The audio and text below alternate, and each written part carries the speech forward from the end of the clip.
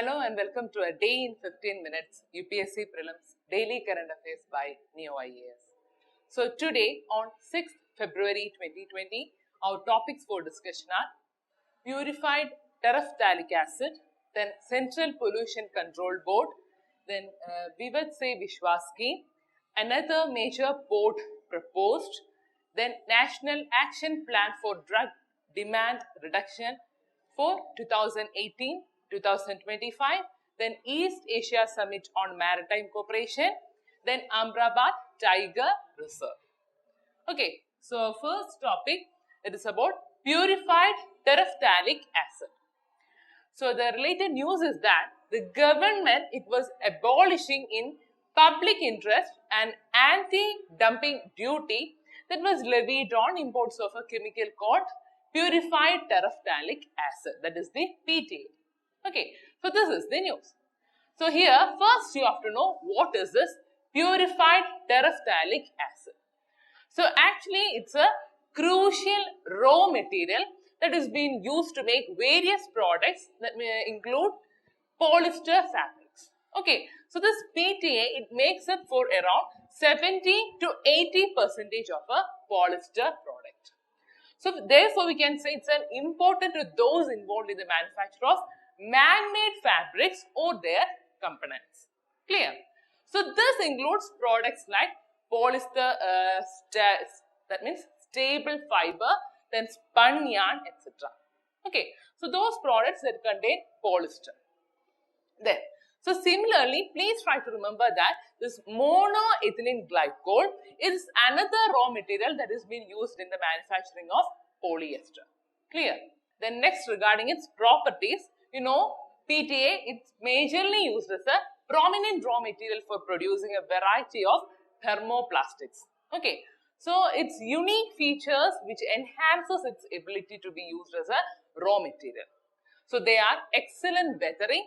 Then here you can see in the picture its chemical structure, that it is very hard and flexible, and it is resistant towards chemicals and stains. Then it has got a good glass transition temperature range, and it is also efficient powder flow and fluidizing characteristics. Okay, so these are some of its important properties.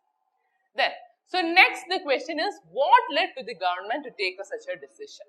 So the reason is that the duty had meant importers were paying an extra $27 to $160 for every 1000 kg of PTA that they wanted to be imported from countries like China, Taiwan, etc.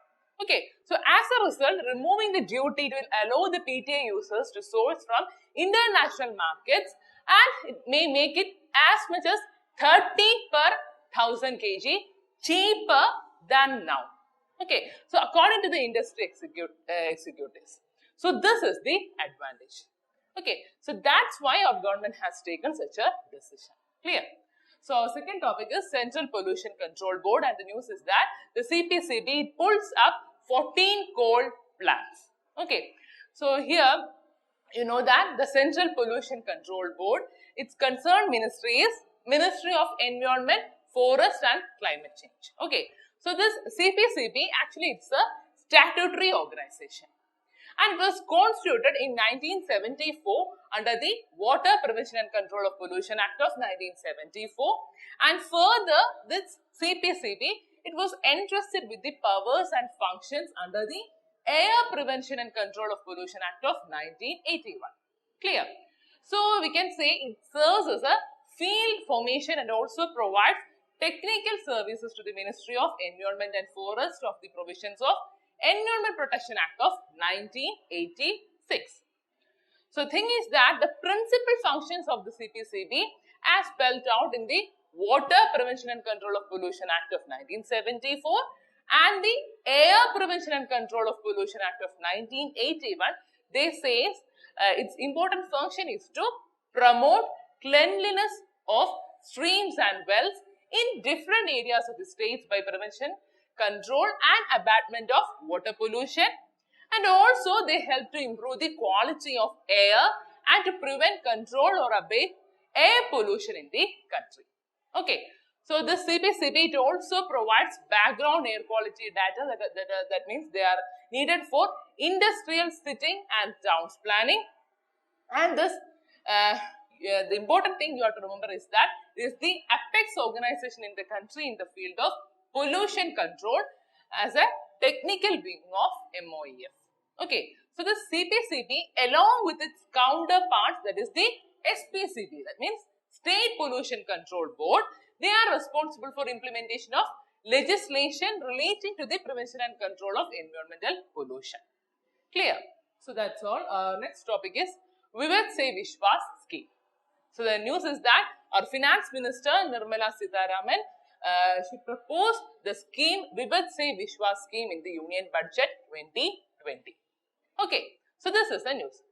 So here you know that the scheme, it aims to settle the pending cases on direct taxes.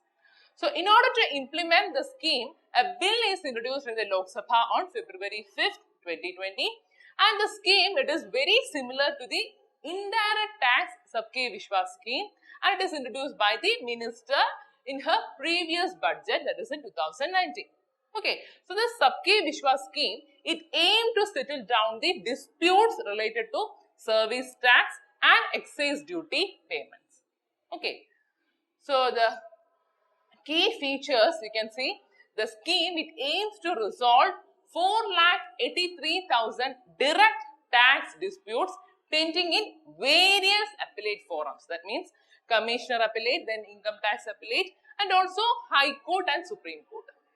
So here are three things you have to remember. That is, here you can see under the scheme, the taxpayers whose tax demands are logged in dispute in multiple forums, they can pay due tax by March 31st and complete waiver of interest and penalty. That is one thing. So next, under the scheme, if a taxpayer is not able to pay within the March 31 deadline, what happens? He or she gets a further time till June 30, but in that case, he would have to pay 10% more on the tax. Okay, so in case it is just the interest and the penalty which is in dispute, the taxpayer, he or she will have to pay 25% of the disputed amount till March 31st, and subsequently it will be 30%. So these are the key features of the scheme. So our next topic is another major port proposed.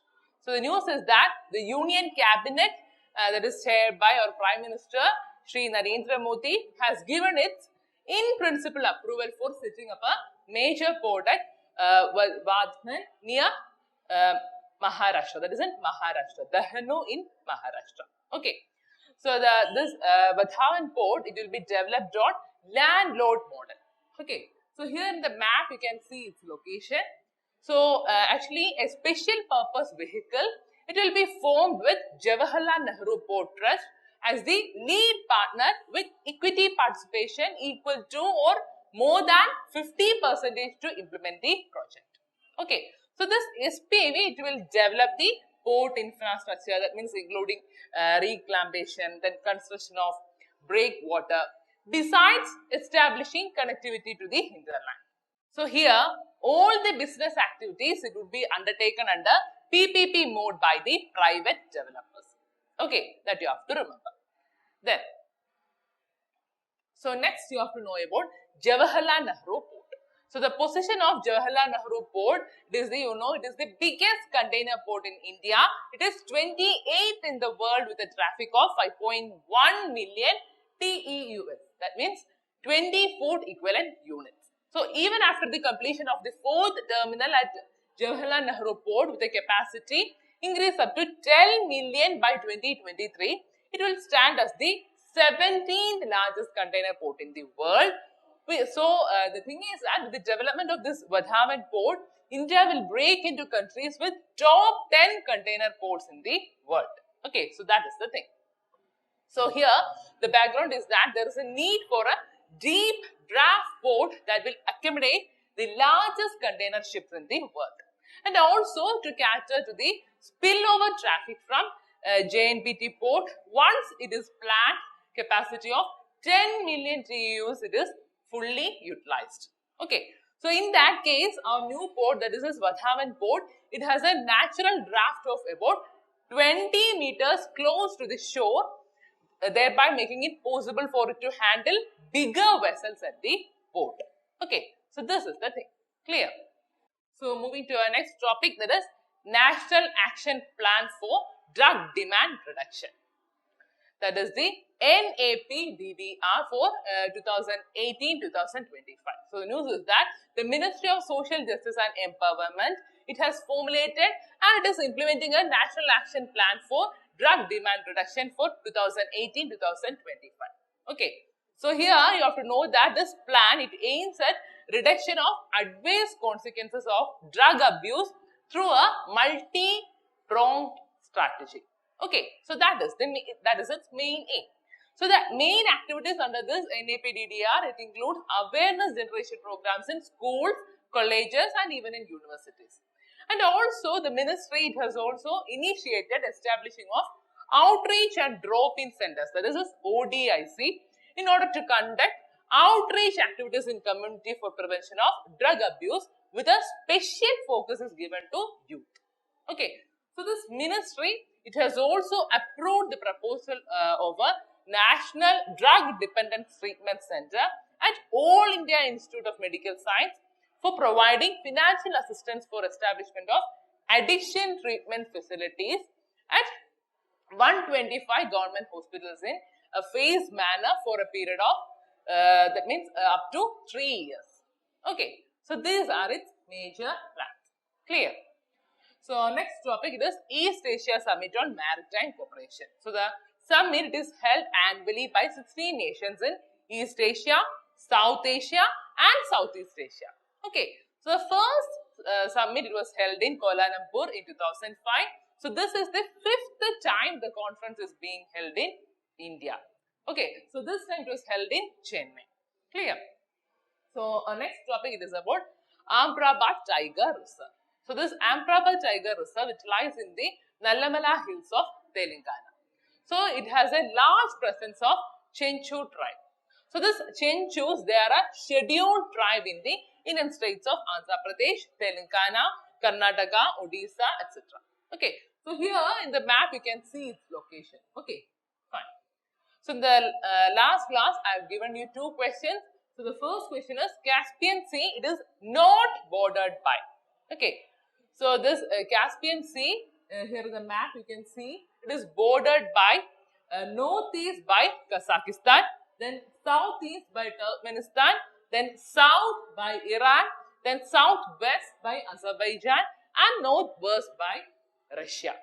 So Uzbekistan, it is not there. So your answer is A. Okay.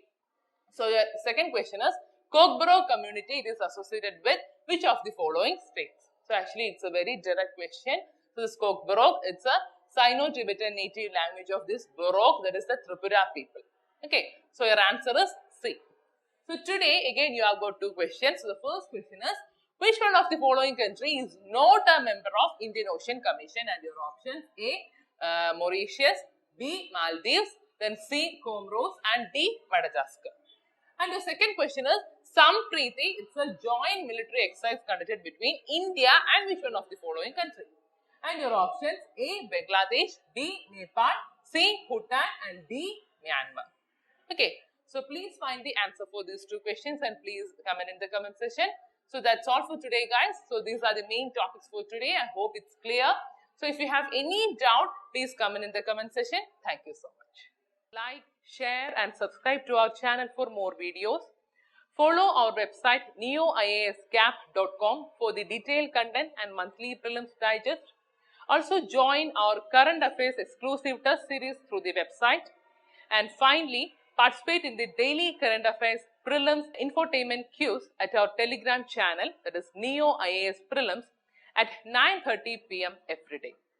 Thank you.